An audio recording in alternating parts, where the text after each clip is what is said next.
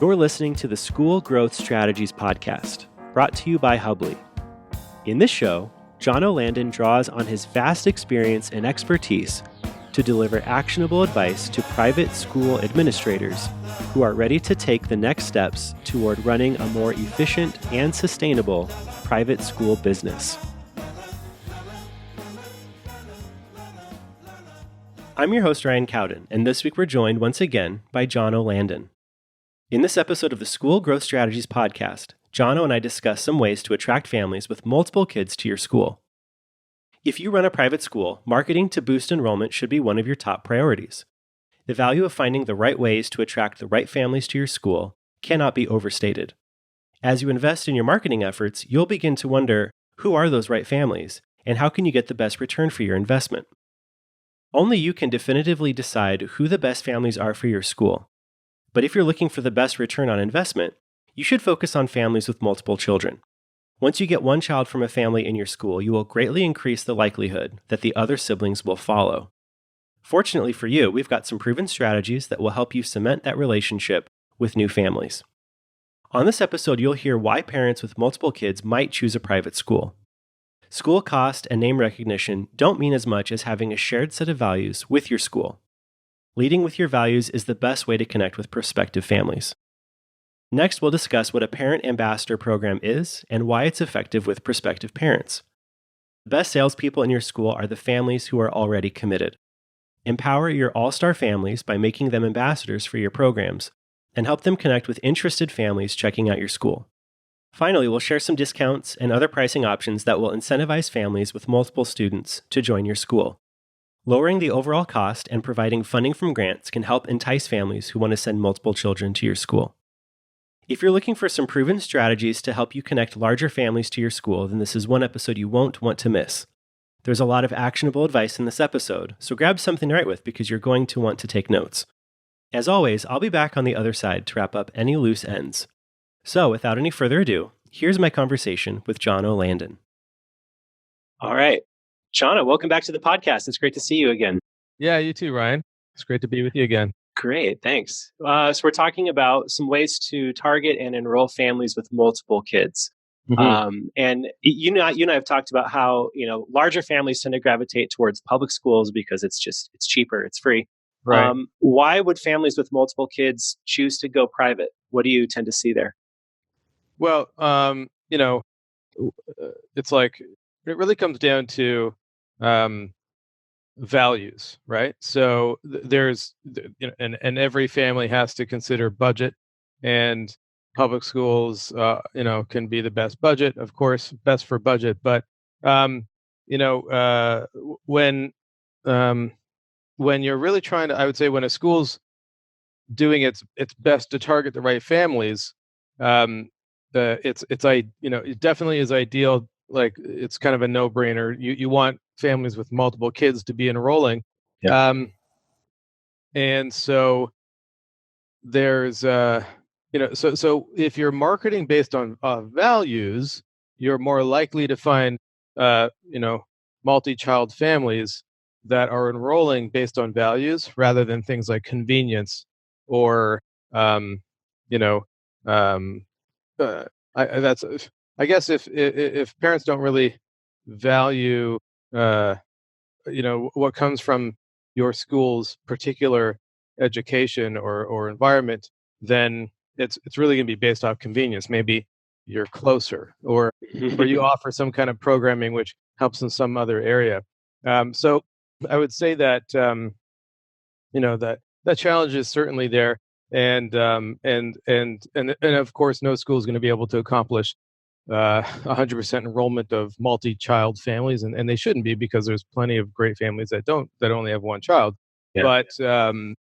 But if you put the effort out there through your marketing process, and you will be able to I think the goal would be to try to every year try to incrementally increase the number of families that have multiple children, so that over time, over years, you will see a full school with less and less effort and less resources needed to keep the school full because it's a lot easier to keep a school full when your families, the percentage of your families have multiple kids.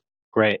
Do you find that once you get that first kid, that the family tends to try to put more of their kids in the school? Is that, or Well, do you? Yeah. so you don't have to necessarily try to enroll all the children. So just the fact that the family has more than one child, and they might be only enrolling one of those children that year, that's an opportunity to create that connection with that family, and the probability that that family is going to see the difference and see, wow, it's like, proof is in the pudding, so to speak. Yeah. This one child is, I mean, there's a lot of scenarios where, families only want to put one child in one school and one child in another school because maybe that school is a better fit for that child. But in again, this is all about trying to incrementally increase the number of the ratio of children to family at Right. your school. So if you have that intention and it's kind of there as a filter whenever you're looking at a potential family, if two families are equal in all other areas, one has, and they're both just enrolling one child in your school that year, but one family only has one child and the other family has two or three, you're on a straight sort of numbers level. You could really lean towards the family with multiple children. Okay. So I like this idea of marketing according to values. I think that's an interesting, not just cost and price. Are there any values in particular that you're thinking of, or how would you go about doing some values based marketing? Well, so that's something that is, I mean, really, we suggest it's the only way to market your school. Okay. And you should, as much as possible, like, or really never spend money to market your subsidies or your, it's good to offer subsidies. I wouldn't suggest doing otherwise. Subsidies are great, and they obviously uh, help you have an inclusive uh, school environment. But Mhm. when you're investing in marketing, and this is a conversation I have with schools all the time. It's like I run into schools and they're just like, I do marketing, but it's just like the only people I'm getting are people that need subsidies, and they want to give it to everybody, but of course they need more tuition revenue to keep the school running, right? So it's Yeah. like either they're going to keep on giving subsidies and having to go spend all of their time fundraising, or and that's going to make the school suffer, right? Because they can't focus on the program because they're just fundraising all the time, covering subsidies, or and that's not where they want to be. They want to have subsidies, but they also want to be able to focus on the program, right? It's this Right. catch 22. So um, subsidies are great, but in order to be able to offer them, uh, in a healthy way, to in a way that doesn't destroy the school, um, you have to make sure that you've got a healthy base of families that are full pay. You Right. know, Right. and so yeah, so marketing on on the subsidy and the discount, uh, if you do that, that's all you're going to see. The only people that are going to Okay. walk in the school are going to be those that are that want subsidies. Um, and the people that want subsidies, you don't have to worry about that. They're going to come. They're looking, right? Hmm. They're going to come asking because they know that they have to do that. Obviously, there's a lot of wonderful parents out there that need the help, and they're going to fight tooth and nail to get their kids in the best school and try to find subsidies anywhere they can, and they work hard to do that, right? And it's great when they can find that and they can be rewarded for that effort, because they've got they've got the right values, right? But you want to market based on those values, to bring in, if you're going to spend money on marketing, it's got to be to families that can, because I mean that's again that you have to invest, right? So you Hmm. can't invest into something that's not going to pay, have a net margin so that you can, again, offer those subsidies or pay your staff or do whatever else you need to do. So value based marketing is really really really important. The only kind of marketing you should do, because that'll make sure that people that are coming to your tours and your open houses are, looking for the kind of school you have, whether they know what kind of what's let's say you're a Montessori school. um, uh, you don't necessarily want to be marketing Montessori. You want to be marketing the values that that are not exclusive to Montessori, but are are there and offered from a Montessori education, um, so that you're connecting with the much larger market of parents that aren't pre-sold on Montessori, right? Because it's a very small, right? And I use Montessori as an example because we have a lot of Montessori customers, and I see this mistake all the time. And it's not just Montessori schools doing this; it's a lot of schools do this. Um, they use their ads to almost sell Montessori, or kind of virtue signal to whatever their particular, philosophy or methodology is. But the problem is that that doesn't speak to anyone that's not already sold on that particular methodology. And there's a way more parents that are perfect for a Montessori school that are not. They don't know what Montessori is. So if you're pushing Montessori on them, you're not, through your ads, you're not actually you're not bringing them in. You're pushing them away. Right. Right. Right. So you're making it harder to fill up your Sure. school, because and the people that are already sold on your particular methodology, meaning your little niche market, you don't have to market to those people. It's just like people that are looking for subsidies, like they're going to find you. Right. So you want to do value-based advertising so that you're connecting with the much larger, broader market of people that are a good fit for your school, but are not and are responding to those values, because that's what's important, right? It's Right. uh, people, humans make buying decisions based off uh like they, we buy because we're looking for a result.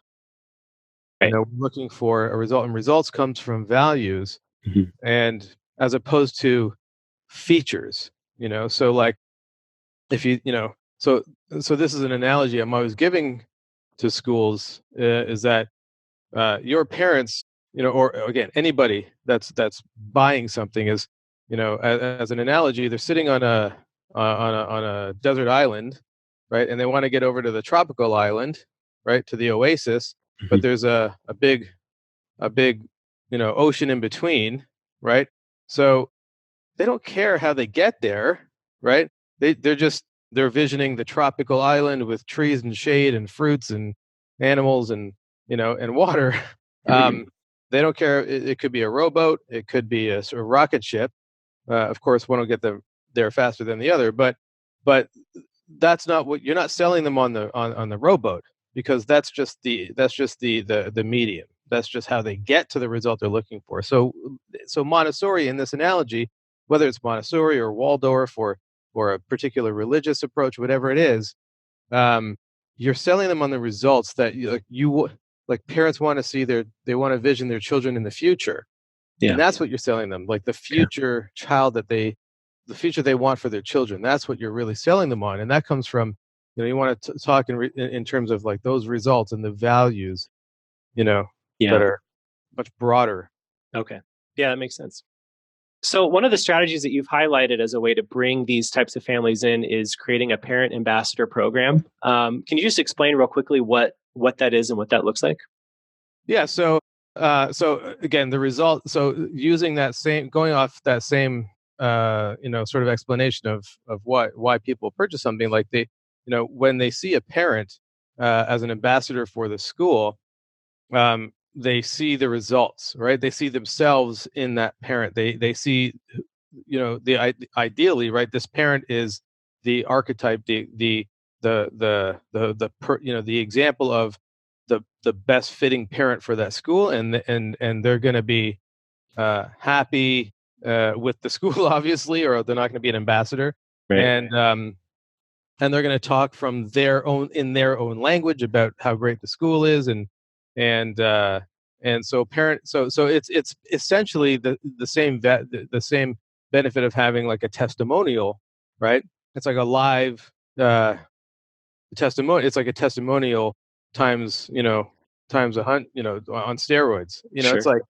It's like, whoa, here's like a real like live person that's giving me you know their authentic, um like natural explanation of why they like being a parent at this school, right? Mm-hmm. And so it doesn't get much better than that. So it's a really good idea to have parent ambassadors that, and they can. There's all sorts of ways that those parent ambassadors can assist in the enrollment process and in the marketing. Yeah. Um, and Okay. yeah, so being part of the tours, open houses, very common, very common scenarios. That's good. Yeah. So how else could you include the parents? You making them part of the tour? How else are you trying to connect these parents with these interested customers? Yeah, I mean, you could also try to connect them like over the phone. Like if you have Okay. parents that are willing to schedule phone calls with prospective parents, any way you can connect them for and depending on the stage of where the new prospective family is, Yeah. uh, there might be they might be willing to uh, take go through more labor to have that conversation or have that meeting or whatever it is. Okay. But you want to start, as the parent is progressing through the admissions process, you want to layer sort of deeper and deeper um, value or deeper context of that, or just say a richer and richer experience. So at the very beginning, it might just be, you could put that parent's testimonial literally in the ad, because that's Yeah. the best way to write any kind of marketing copy is to have your customers write in their own language what results they get from Sure. being a parent in your school. Put that in the ad, put it on the web pages that the and the emails that the parents are seeing, and then connect them Sure. so they literally have a one-to-one conversation down the road. If you can if you can get your parents to do that, and by just having parents offering to do that, that's a great example of wow, like obviously that parent is offering quite quite a lot of time and effort to represent the school. So Sure. that means quite a lot. Just the fact that they'll even book a meeting on its own Yeah. tells you something. Right. Yeah. I was going to ask, how would you approach inviting a parent to become a part of this program? Is there like a formal meeting, or, what's your sales pitch? Because it is going to require some of their time to do Well, that. so when parents are really when they're really part of the community, they care about they care about helping to find other great parents for that school, right? Because these are the parents that their children, right? These parents are going to bring in children that their children are going to be interacting with, right? So they have a vested interest Mhm. to be helping to bring in the best families for the school. It puts the school in the best position to offer the best programming, and it helps the school find the right families, and that's gonna play a role on that parent's children's outcomes, right? Right. So they have a real vested interest in this. So that would be the sales pitch to me. Yeah. You can also, I mean, I mean, it's fair to give them a tuition break if they help. I mean, it's like a commission for a salesperson. Think of it like an employee referral program, um, kind of like that. Most companies offer something like that. If an employee brings in somebody just like them, that's a good fit, and that person's successful. So it's similar to that, I would Okay. say. Great. Let's kind of shift over to this other strategy that you've talked about, which would be offering certain discounts to families with multiple kids. What kind of discounts would you recommend schools consider if a large family is going to come in? Well, so every school has to. This is going to be different for every school, but I think it's certainly you know just standard business best practice to offer some kind of bulk pricing. Or maybe another way you can, so you could just bring the total cost down a little bit, for every additional child that's being enrolled. You could also, because there's so much more cash flow that's needed, you could offer more flexible like payment structures, those types of things, or maybe even services to help the parents get external grants or kind of subsidies from every area. So that's something that I haven't heard schools talk about, like Mhm. assisting their parents get grants or subsidies or programs that help pay for tuition. Hmm. That would be a really smart thing for schools to do. I mean, a lot of schools will have a what's it called? I can't think of the word now. Um, Financial assistance program. Hmm. That makes it easy for the parents to kind of go through all the different paperwork. Depending on what the state, that's different from state to state. But Right. but I think if I think it would make a lot of sense for a school to invest in the time and effort to uh, make that as easy a process as possible for the parents. Hmm. Go out there and find the grants. Go out there and find the programs that could allow help and then even help the parents go through that process, because it's always tough. It's always very Mhm. time consuming. A lot of paperwork, a lot of research, a lot of gathering information. It's exhausting, you know, and it's difficult. So if the school could assist in that, that would be really smart, because that's going to have a direct result on the school. I mean, there's a lot of companies that do that. Mhm. Um, there might be a program that their customer base can make use of in Right. their county or their state, and so they actually will. And I've seen some scenarios where companies will literally do all of the paperwork for that potential customer, Hmm. because if they do it, they're gonna get paid. So why Right. wouldn't they do that, right? Right. And the customer is much less likely to do it on their own, right? And you're developing this great service relationship with the customer even before they're a customer. Like, it just makes a lot of sense. Sure. So yeah. That's great. I mean, and with private schools, sometimes you're working with wealthy clients. Have you ever seen schools kind of generate their own scholarship funds or their own kind of grants from the Totally, totally, community? yeah. Yeah. So that's kind of like another way of doing that, Yeah. where you go and find donors, right, to offer the subsidies. So that can certainly work, and depending on the demographics of your area, that's that makes more sense or less sense, right? So if you're Sure. in an area where there's a lot of well-to-do people, and it's likely that you're going to be able to find somebody and develop that kind of relationship, by all means, Hmm. go out and do that, for sure. Okay. Um, but I would say, um, I caution schools not to rely too much on donors and to cover subsidies, rather than putting time into finding the right families that can come in and pay full tuition, because no donor, when you find a donor anyways, like they don't they like to donate to something that they can ultimately walk away from. They Mm. want to help an organization become self-sufficient. Okay. That's Right. that's usually something that Yeah. is a better way to sell to a donor, or Okay.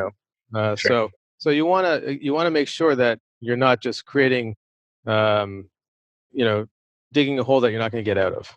Right. Right. All right. Well, it looks like we're just about out of time. What's kind of the last thought you want to leave in people's mind on this topic before we sign off? Yeah. So again, don't think of it like, oh, I gotta turn away everybody that doesn't have at least two kids. It's not like that at all.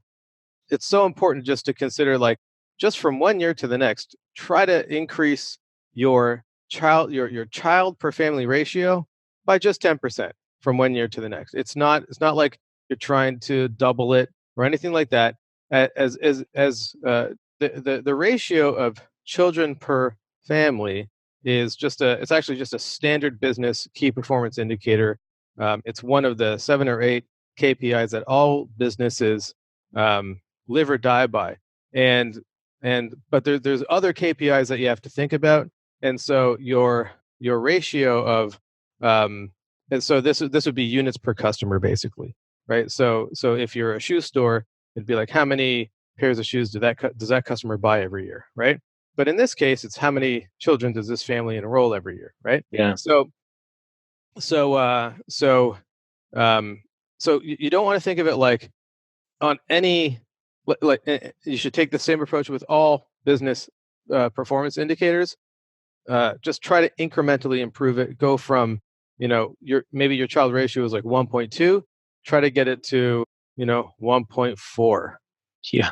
You know what I mean? Like, we're not trying to get it from 1.2 to 3. Like, that's that's not going to happen. Yeah. But if you could just, push it up a bit, an average of 10% per year, it would be a great result for this particular strategy. Great. John, that was fantastic. Thank you so much. We'll see you on the next episode. All right. Thank you, Ryan. Thanks. All right, folks, there you have it. That wraps up my conversation with John O'Landon. He shared a ton of valuable insights and advice today on how to connect families with multiple kids to your school. We also shared some tools and resources, which will all be linked up in the show notes. I hope you enjoyed our conversation. Please consider subscribing, sharing with a friend, or leaving us a review in your favorite podcast directory. Until next time, best of luck in all that you do, and we'll look forward to seeing you on the next episode of the School Growth Strategies Podcast.